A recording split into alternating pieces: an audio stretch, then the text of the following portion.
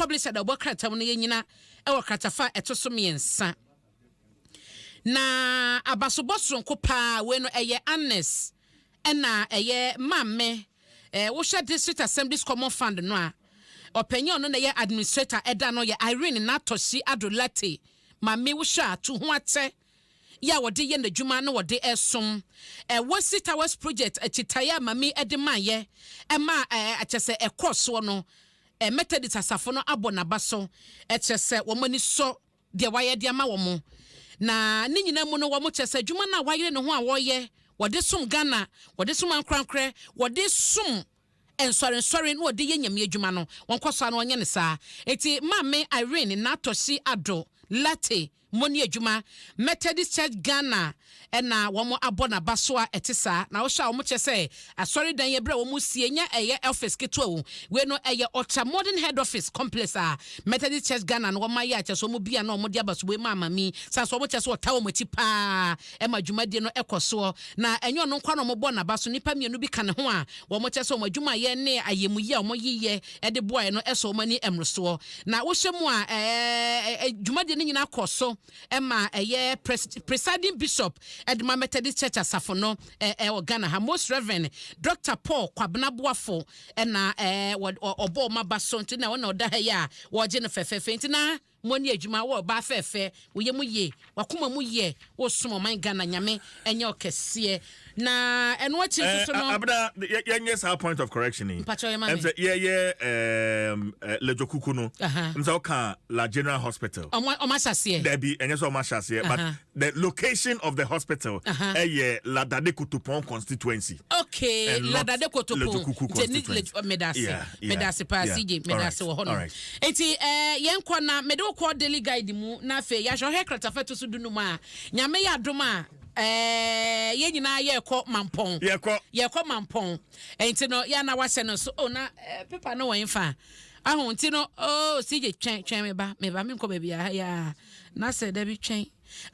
mahunu enti story na ne wo hwe kratafato so dunu ma nyame ya doma ye nyina ye de ni echemu e wa Sante mampon ye December 26th ye Boxing Day en ye ko ne high life papa bia aya mpofoje band no ejina mu dendenden ye nyina ye ko ne akodi asa akoda nyame akoyi nyame aye unse no live band ne ye bo gospel nyina wo enya one way ntino aya me ehia e wo hono mo na ye nyina se me ba Sante mampon sister Sandy bia akwasi obeda abonten ya ka kire no mame ono ni krom ne mampon so obeda abonten ka kire no na sije anya e ba de yabobo so ma wona na wo ha yiti no ene you hin picture na da hono Bernardo Kubo e picture na da hono Pius na Amadoku ya na nim say solid na me da na no pa na ne kru na ye polling agent wo okan kwe north Charles Bisi ye kwato no na ehase anopa na ansa na obi ba be no na yere nso gina kono wo kan na hwana na ni yere gina nto no na ye polling agent na yere ewo akai kwe no I see enti Charles me tia pa ono won to Bisi support na yere den me brother support na yere den enti Charles mo why ade ma me tia fia koto so abodwuma oba fia wo gina ne na so gosi se abato no kwa na wie ye obo ba better luck next time wate we nya wie ye ya na wasanso biem enti CJ no so ehwa sameda ha na mamehwe okay ntino Dr. Mahmoud Baumia na ekasa omo behwe se new entrants na omo abamu no new faces na aba no seat no maba ho nyina no omo be fasa seat no na afafanton so na aseki kumase weekend ya match se wo behwe asa yira lankwadwo chemantene ne yiri dia na nya afafantasa no hu ye omo sade se yo fa ye ko atufa ye ko eno ana chese en yellow babia enya sam ketwa yellow sisi sawa santimante mu oh CJ anya bia na ye kan CJ ma me ko na me ka Manasco crowd no me sa ha ye kwan ho mentumi kan sem bebre nia metumi aka ne sa me kan da obokrata enti eno so ho asam daily guide de aba na sa ye okun so de na ne ache mu parliament kwan no abrantie ono so no hwemu a chese boys abre wa ye adwuma akuapem not boys abre ye adwuma Samia Uku will make a fine member of parliament o hwe adwuma wa ye a supportive party no and the nation at large we can only wish him well say we see the green light no kwan mu da honum onko na fe onko som na fe onko so a ensom yi